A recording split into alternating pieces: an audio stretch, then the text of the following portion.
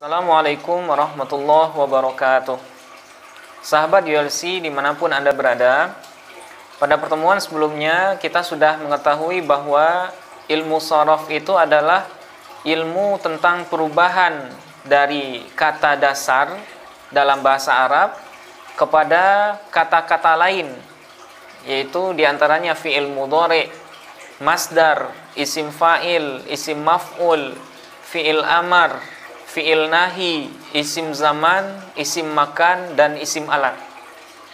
Nah, tapi sebelum kita membahas secara detail istilah-istilah tersebut, kita akan memperdalam sedikit terkait dengan pembahagian kata dasar dalam ilmu sharaf. Kita sudah jelaskan juga di pertemuan sebelumnya bahwa kata dasar dalam ilmu sharaf itu diperselisihkan oleh para ulama bahasa Arab. Ulama Basrah mengatakan bahwa kata dasar itu adalah masdar. Ya. Sehingga mereka menyebutkan bahwa dari masdar inilah nanti kata itu berubah menjadi fi'il madhi, fi'il mudhari, isim fa'il, isim maf'ul, dan seterusnya. Namun, pendapat yang kita gunakan dalam pembelajaran sharaf kali ini itu adalah pendapat dari ulama Kufah, yang mana penggunaannya masyhur di Indonesia, yaitu kata dasar dalam bahasa Arab itu adalah fi'il madhi. Nah, sehingga fi'il madhi inilah nanti yang akan berubah menjadi fi'il mudhari, masdar, isim fa'il, dan seterusnya.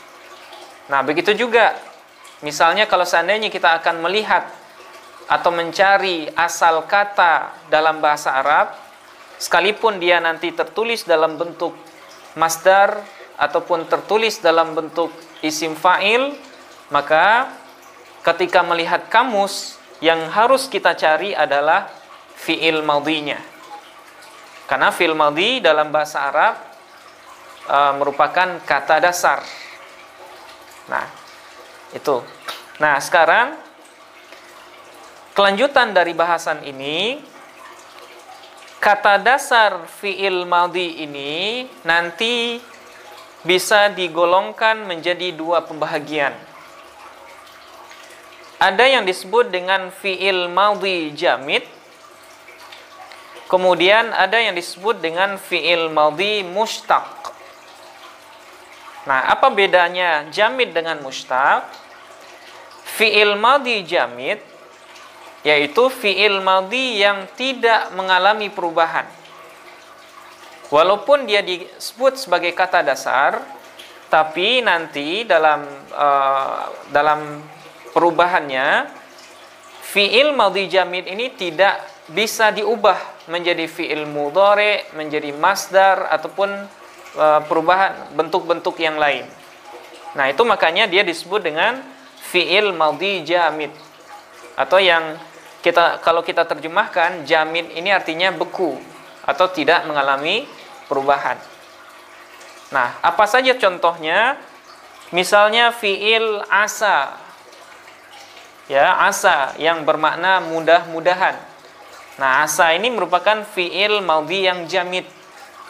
Dia tidak bisa di fi'il mudhari'kan ataupun dijadikan fi'il amar ataupun isim-isim yang lain. Begitu juga dengan fi'il laisa.